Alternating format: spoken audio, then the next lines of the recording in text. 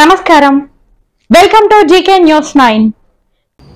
హైదరాబాద్లో బీసీ కుల సంఘాల నాయకులతో మరి జాగృతి అధ్యక్షురాలు శాసన మండలి సభ్యురాలు కవితక్క గారు ఒక సమావేశాన్ని ఏర్పాటు చేసి మరి రానున్నటువంటి రోజుల్లో ముఖ్యంగా సావిత్రిబాయి పూలే జయంతి ఉంది 3వ తారీఖు. మరి ఆ తారీఖు నాడు ఇందిరా పార్క్ దగ్గర పెద్ద ఎత్తున ఒక ధర్నా కార్యక్రమం పెట్టి ఈ ప్రభుత్వం బీసీలను ఏ విధంగా మోసం చేస్తుందో ఆ విషయాలన్నీ కూడా మనం రాష్ట్ర వ్యాప్తంగా బీసీ కులాలందరినీ కూడా అక్కడికి ఆహ్వానించి వారి ముందు చర్చించి మరొక ధర్నా కార్యక్రమాన్ని వారు అక్కడ పెట్టడం జరిగింది. ఆ ధర్నాలో ఈ విషయాలన్నీ కూడా మనం చర్చిద్దాం. తద్వారా జిల్లాల నుండి వచ్చేటువంటి గాడుకు వారికి కూడా ఈ ప్రభుత్వం చేస్తున్నటువంటి కుట్రలు కుతంత్రాలన్నీ కూడా తెలుస్తాయని చెప్పి ఒక ఆలోచనతో నిన్న హైదరాబాద్లో కవితక్క నివాసంలో బీసీలో ఉన్నటువంటి అణగారిన కులాలను, మనం ఎప్పుడు చూడని కులాలను, ఎప్పుడు వినని కులాలను కూడా నిన్నటి సమావేశానికి ఆహ్వానించి వారి యొక్క సాధక బాధకాలను, కులం యొక్క పరిస్థితిని, వారి ఆర్థిక స్థితిగతులను, కులం యొక్క వారికి ఉన్నటువంటి జనాభా అవన్నీ కూడా తెలుసుకోవడం జరిగింది. చాలామంది కుల సంఘాల నాయకులు కూడా కవితక్క నాయకత్వాన్ని, కవితక్క చేస్తున్నటువంటి కృషిని స్వాగతిస్తూ వారు మద్దతు ఇవ్వడం జరిగింది. నిన్న జరిగిన సమావేశంలో ఎప్పుడైతే అక్కడ ఉన్నటువంటి కులాలన్నీ కూడా కవితక్కకు మద్దతు ఇవ్వడం చూసిన తర్వాత మరి కాంగ్రెస్ పార్టీ నాయకులు, ముఖ్యంగా ప్రభుత్వ విప్ ఆది శ్రీనివాస్ గారు ఒక వీడియోను విడుదల చేసి కవితమ్మకు ఏమవసరం బీసీల పక్షాన పోరాడడం అని చెప్పి వారు మాట్లాడారు.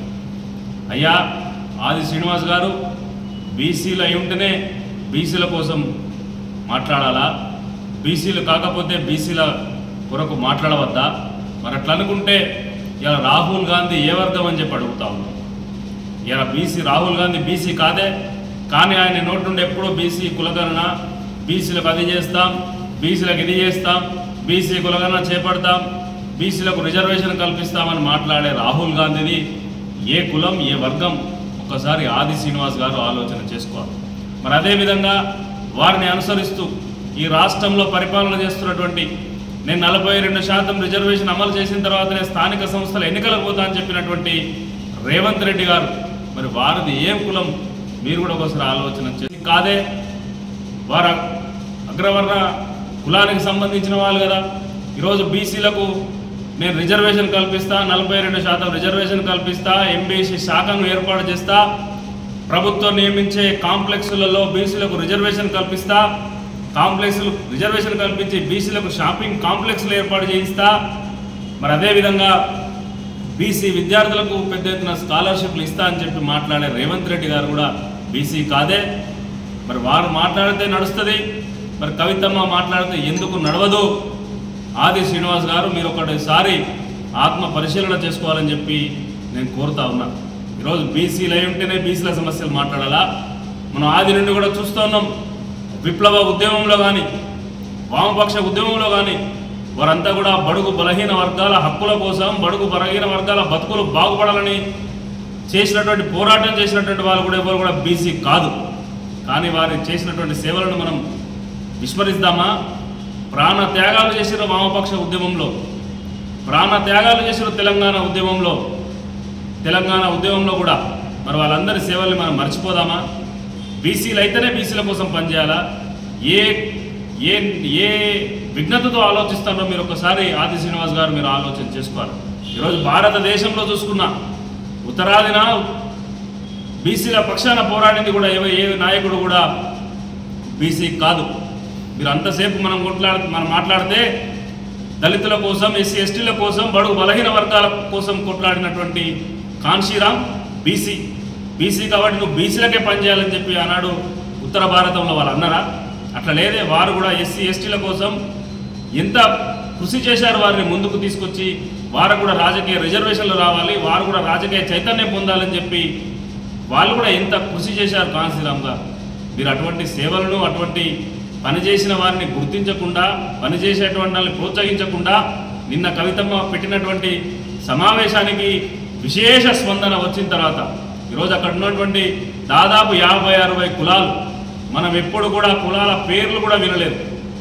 ఆ కులాల పేర్లు వినటువంటి కులాలు, ఆ మాటలు వినటువంటి కులాలను కూడా ఆహ్వానించి ఈరోజు మీరు ఎంతసేపు కాంగ్రెస్ పార్టీ చేసినా ఈ 4-5-6 కులాల ముంగట ఉండేటువంటి కులాలకే చేసిన తప్ప మీరు గ్రాస్ రూట్లోకి వెళ్ళి కింద ఉండే కులాల గురించి మీరు ఎన్నడూ గంగిరెడ్ల గురించి కానీ తర్వాత మిగతా కులాల పాముల పట్టే కులాల గురించి కానీ అడుక్క తినే ఫకీర్ కులం ఉన్నటువంటి వాళ్ళకు కానీ మీరు అట్లా ఎన్నో కులాలను అక్కడ చూస్తే దాదాపు 50కి పైగా కులాలను మరి వారు ఆహ్వానించి మేమందరూ కూడా మీ పక్షాన ఉంటామని చెప్తే ప్రతి కుల సభ్యుడు కూడా మాట్లాడి కవితమ్మ మీరు చేసే ఉద్యమానికి మా పూర్తి మద్దతు ఉంటుంది, మీరు చెయ్యండి, మీ వెనుక మేము ఉంటాం అని చెప్పి కవితమ్మకు మద్దతు ఇచ్చిన తర్వాతనే కాంగ్రెస్ పార్టీ నాయకుల కాళ్ళ కింద భూమి కదిలి ఈరోజు ఆది శ్రీనివాస్ లాంటి నాయకులు మాట్లాడుతూ ఉన్నారు. మీరు ఇంకా ఆశ్చర్యపడే రోజులు ముందున్నాయి. కవితమ్మ నాయకత్వంలో తెలంగాణ రాష్ట్రంలో పెద్ద ఎత్తున బీసీ ఉద్యమం నిర్మాణం జరుగుతూ ఉంది. ఆ బీసీ ఉద్యమ కార్యాచరణ రేపు 3 తారీఖు తర్వాత ఈ రాష్ట్రంలో కార్యాచరణ కూడా ఏర్పడబోతా ఉంది. తప్పకుండా ప్రభుత్వం దిగి వచ్చే రోజులు వచ్చినాయి. బీసీ ఉద్యమం అంత బలంగా కవితక్క నాయకత్వంలో నిర్మాణం జరుగుతుంది.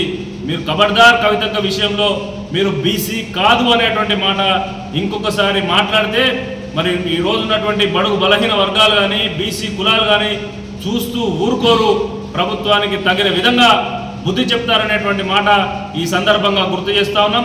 అదే బీసీ నాయకులారా, బీసీ కుల సంఘాల నాయకులారా, మీరు కూడా రేపు కవితమ్మ నాయకత్వంలో 3వ తారీఖు నాడు ఇందిరాపార్క్ వద్ద జరిగేటువంటి ఆ ధర్నా కార్యక్రమంలో పెద్ద ఎత్తున పాల్గొని మనం కవితమ్మ వెంట ఉంటున్నాం, కవితమ్మకు మద్దతు ఇస్తున్నాం అనేటువంటి మాట తెలియజేసి కాంగ్రెస్ పార్టీ నాయకులకు కనువిప్పు కలిగే విధంగా మనం తరలి వెళ్లి ఆ సమావేశాన్ని విజయవంతం. Hi, this is Neha Shetty. Please subscribe to GK News.